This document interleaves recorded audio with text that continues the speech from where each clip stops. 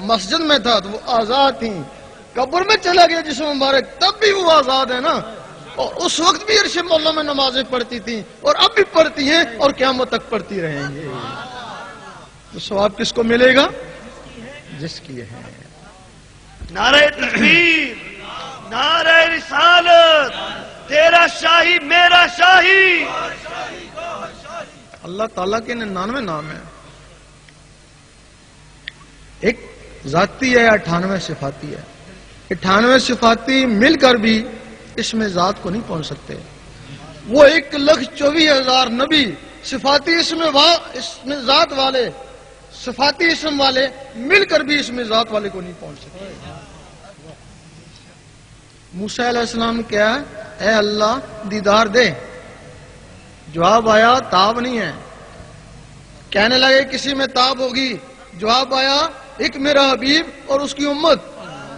تو موسیٰ علیہ السلام کو جلال آ گیا، میں نبی ہو کے امتی کے برابر نہیں، جلوہ دے دیکھی جائے گی۔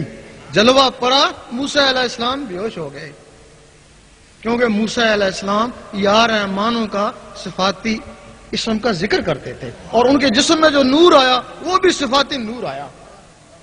اور کیا وجہ ہے کہ موسیٰ علیہ السلام اس دنیا میں کوتور میں بیہوش ہوئے اور حضور پاک سامنے جا کے مسکرا رہے ہیں۔ موسیٰ علیہ السلام کے جسم میں یا رحمانوں کا صفاتی نور تھا، وہ ذات کی تاب نہ لا سکا، اور حضور پاک کے جسم میں اس میں ذات کا ذاتی نور تھا، ذات کے سامنے مسکرایا، اور حضور پاک کے طفیل وہ اسم اس امت کو ملا، تب اس کو فضیلت ہوئی۔ اور امت اس سے ڈرتی ہے یا محروم ہے۔ بنی اسرائیل کے نبی رشک کرتے ہیں اس امت کے اوپر، وہ دیدار کو ترستے ہیں، یہ کہتے ہیں ہم دیدار کرتے ہیں۔ اگر ان کو فضیلت ہے تو اس میں ذات سے ہے۔ حضرت ابراہیم بن عوف فرماتے ہیں میں نے 70 مرتبہ اللہ کا دیدار کیا ہے۔ حضرت امام ابو حنیفہ فرماتے ہیں میں نے 99 دفعہ اللہ کو دیکھا ہے۔ سلطان صاحب فرماتے ہیں ادھر دیکھتا ہوں مخلوق نظر آتی ہے، اوپر دیکھتا ہوں اللہ نظر آتا ہے۔ تیرا شاہی میرا شاہی، دنیا پر ہے کس کی شاہی؟ یہ اس میں ذات کسی نبی کو نہیں ملا، ملا تو حضور پاک کو ملا۔ حضور پاک کے بعد 9 صحابہ کرام کو ملا جنہوں نے اس کو پھیلایا۔ یہ چشتی، نقشبندی، قادری اسی میں سے آتے ہیں۔ پہلے 9 تھے، اب 4 رہ گئے، 4 بھی ایک کٹ گیا، سورہردی 3 رہ گیا، 3 رہ گیا اب۔ اچھا، پھر 9 صحابہ سے پھر ان 12 اماموں کو جو وقت کے غوث تھے اجتماعی طور پہ پھر ان کو دے دیا گیا،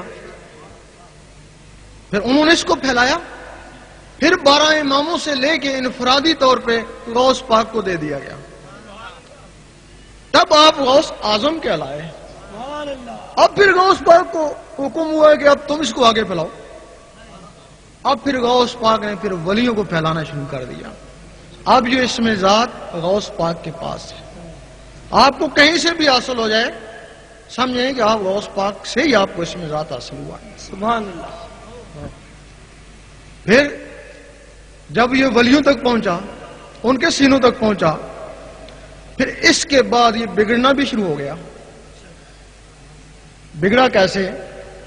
ولی تھا، اس میں ذات لے کے آیا، لوگوں کو اس میں ذات سکھایا، قلب کا اس میں ذات سکھایا۔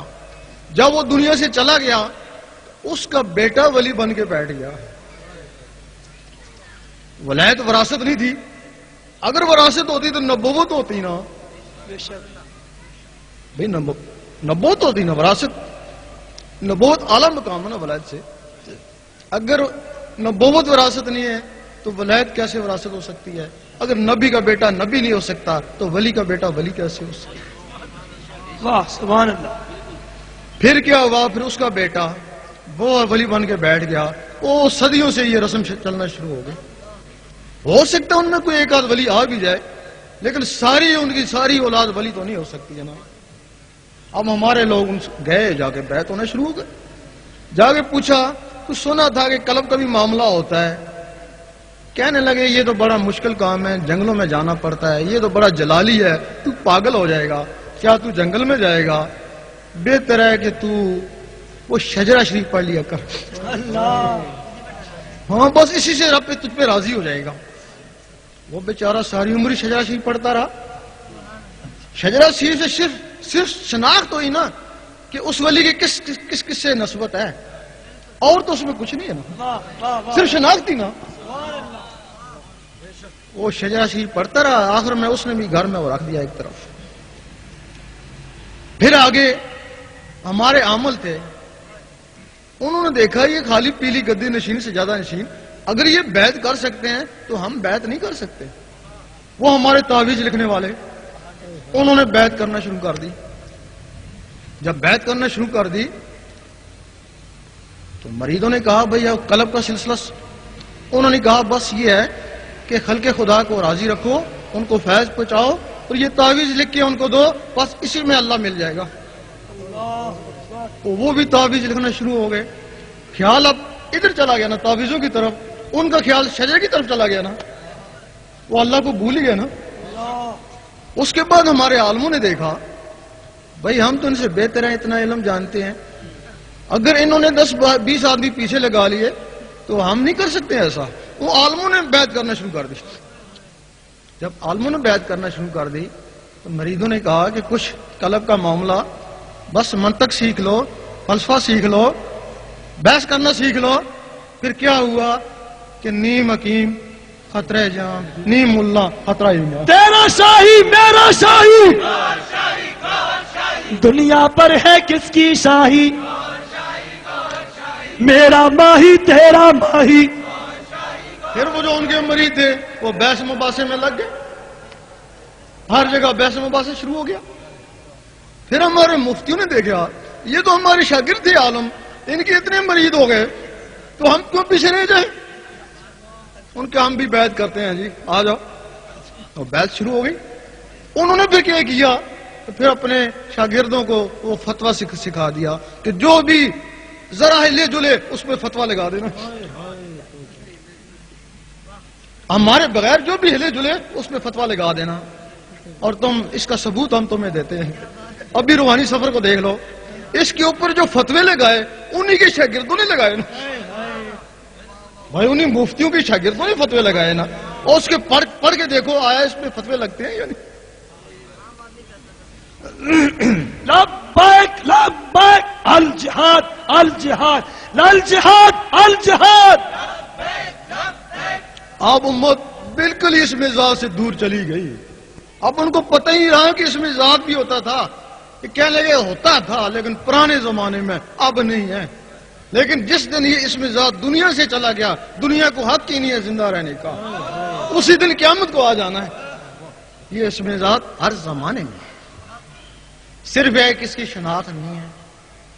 اس وقت جتنے بھی آدمی ہیں کسی نہ کسی سے بیعت ہوں گے. ہر شخص اپنے پیر کو ولی سمجھتا، تب اس سے بیعت ہوا نا، کیونکہ بیعت ولی کی ہوتی ہے. اب سارے تو ولی نہیں ہو سکتے ہیں نا، سب کے پیر ولی نہیں ہو سکتے ہیں. اس وقت دنیا میں 360 ولی ہوتا ہے، 40 ابدال ہوتا ہے. ابدال کو بھی اجازت نہیں ہے کہ وہ بیعت کریں. صرف غوث اور کتب، ایک غوث 3 کتب، وہ ابدال، ایک غوث 3 کتب وہ بیعت کے مجاز ہیں، یا ان کے آگے خلیفے. اب جدھر بھی جاؤ غوث زمان اور کتب زمان، غوث زمان اور کتب زمان. اب ان کو پہچاننا بڑا مشکل ہو گیا. ولی کو ولی پہچانتا ہے، ولی کو ولی پہچانتا ہے، چور کو چور پہچانتا ہے.